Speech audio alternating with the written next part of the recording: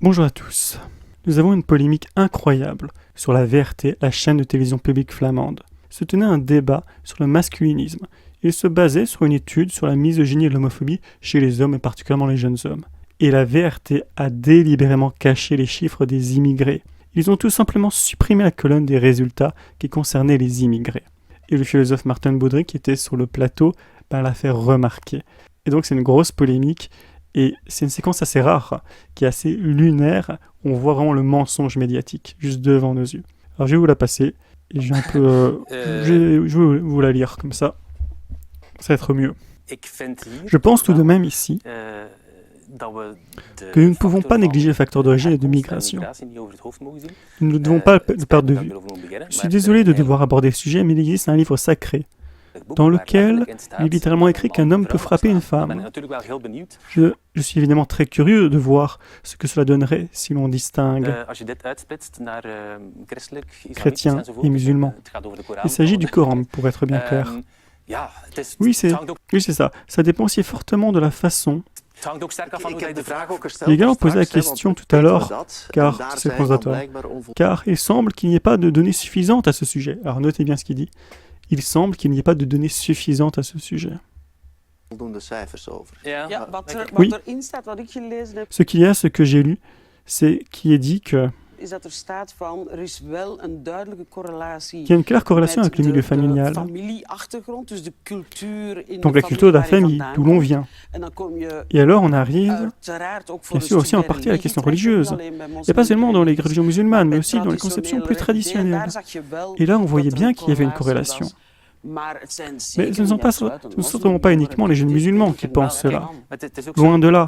Donc elle a dit qu'en gros que oui c'est vrai, il y a un petit rapport, une petite corrélation, mais que c'est pas que les musulmans. En gros, il n'y a pas de surreprésentativité. C'est complètement faux, mais voilà.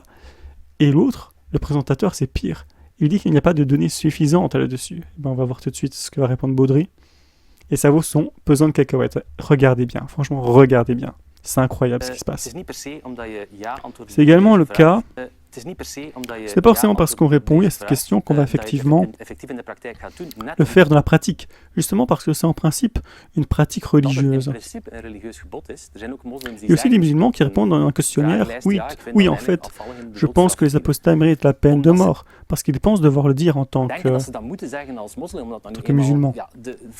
Car c'est, selon l'apostasie. Donc si le Coran dit qu'un homme a le droit de frapper sa femme, voire même a le devoir de le faire, si c'est le cas, tu peux peut-être, en tant que jeune musulman, te dire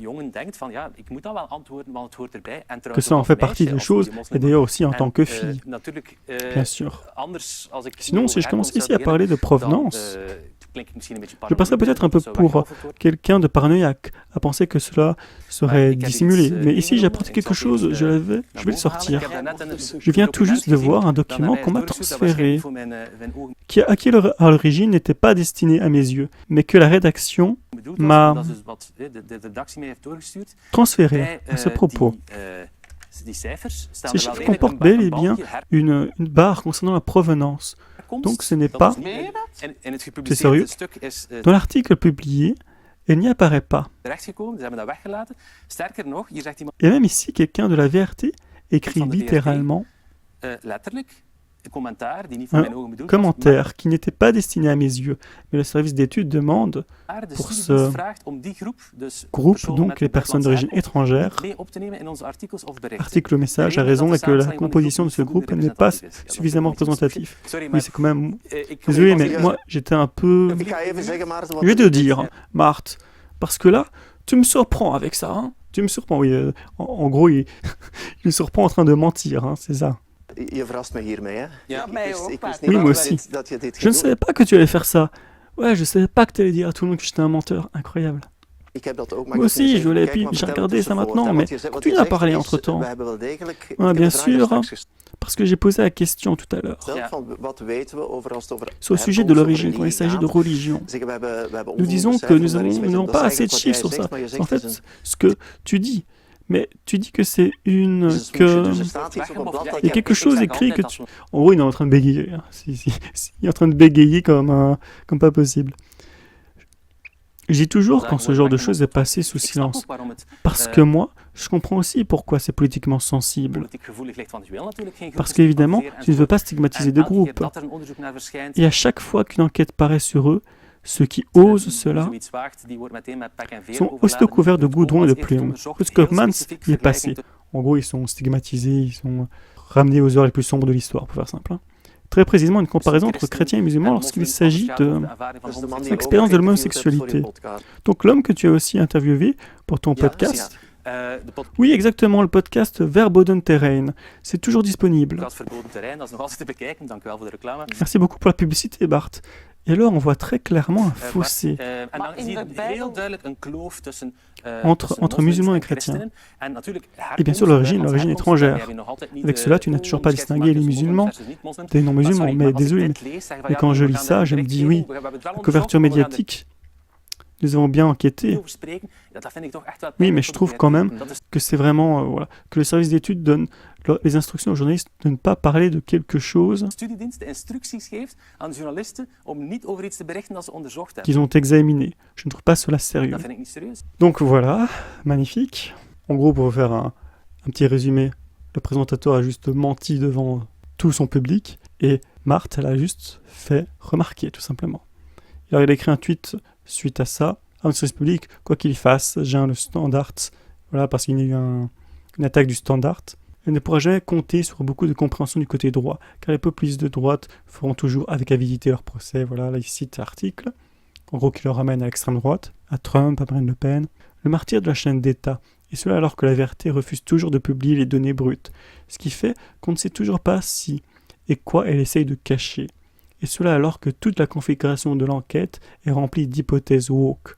Hilarant ainsi que Jean-Frédéric Babelos pense que la question du sondage sur le grand remplacement légitime un cadre d'extrême droite et prouve donc que l'étude n'a pas de biais de gauche. On pourrait tout aussi bien dire que leur question sur le fait qu'un homme puisse parfois frapper sa femme légitime la violence domestique. Bref, pas étonnant que le Standard ne voit pas le biais de gauche de la VRT. L'idéologie, c'est comme une mauvaise haleine, on ne la sent jamais chez soi. Alors je vous invite vraiment à vous abonner à Maarten Baudry, qui est excellent. Pour moi, c'est le Douglas Murray de la Belgique, en Flandre. C'est quelqu'un de très sérieux, de très rationnel, qui débunk beaucoup de choses, et franchement, il fait un travail incroyable. En Belgique, en Flandre, on a beaucoup de chance d'avoir des gens comme ça, clairement. Et il n'y a pas d'équivalent en France.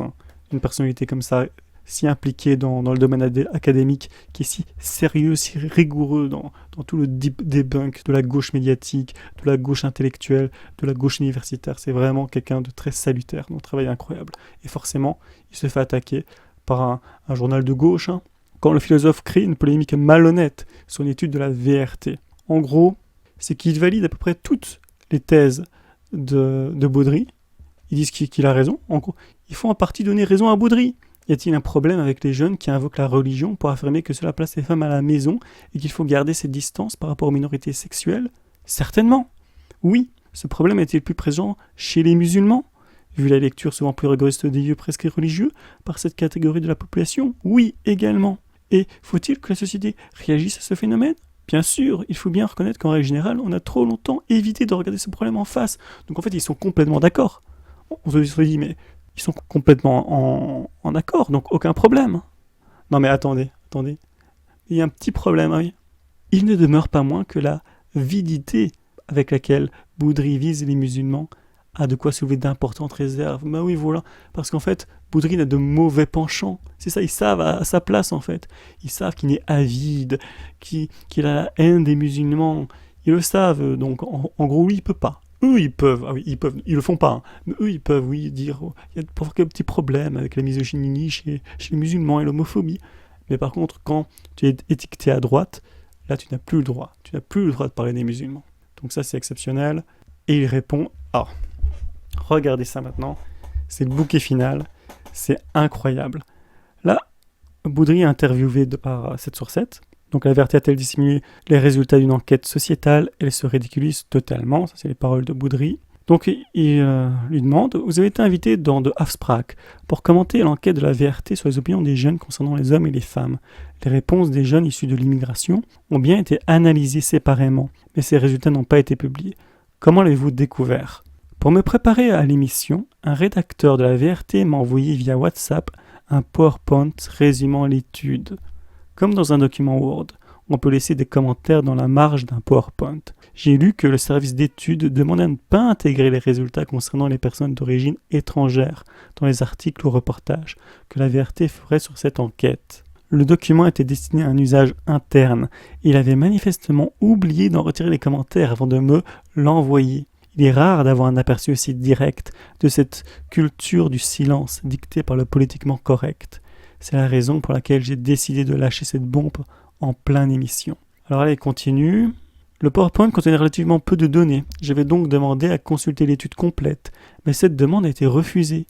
Il est tout de même étonnant de ne pas transmettre le document original à un expert invité précisément pour l'analyser et le commenter. C'est pas important, et là c'est incroyable. La VRT affirme qu'elle ne pouvait pas publier séparément les résultats concernant les jeunes d'origine étrangère, car le groupe n'était pas suffisamment représentatif. Vous ne trouvez pas cet argument valable ? Selon la VRT, l'échantillon n'aurait pas été représentatif, car il était légèrement plus diplômé que la moyenne des personnes d'origine étrangère. Une interprétation qui pourrait, selon cette lecture, suggérer au contraire un constat encore plus préoccupant. Les personnes plus diplômées étant généralement considérées comme plus tolérantes, comme le montrent plusieurs études. Les résultats observés pourraient donc sous-estimer l'ampleur réelle du phénomène. Incroyable. Donc vous voyez, et c'est incroyable, en Flandre, le média public, la VRT, est complètement biaisé à gauche, comme l'RTBF, bien évidemment du côté wallon. Mais RTBF, voilà, on connaît. Le champ politique wallon est très porté à gauche, ça c'est un fait. Mais par contre en Flandre, la droite et l'extrême droite, ensemble, font plus de 50% des voix. Si tu prends même le CDV et OpenVLD dans la droite, disons que c'est le centre droit, ça fait quasiment 60%. Et pourtant, la chaîne publique flamande tend véritablement à gauche. C'est là où on voit vraiment le pouvoir très profond qu'a la gauche dans notre système médiatique, culturel, intellectuel, etc. C'est une catastrophe. En tout cas, allez vous abonner à ce Chad Boudry, qui est vraiment, faut vraiment le soutenir, ça c'est clair. Et abonnez-vous à ma chaîne pour la prochaine vidéo. Bye bye.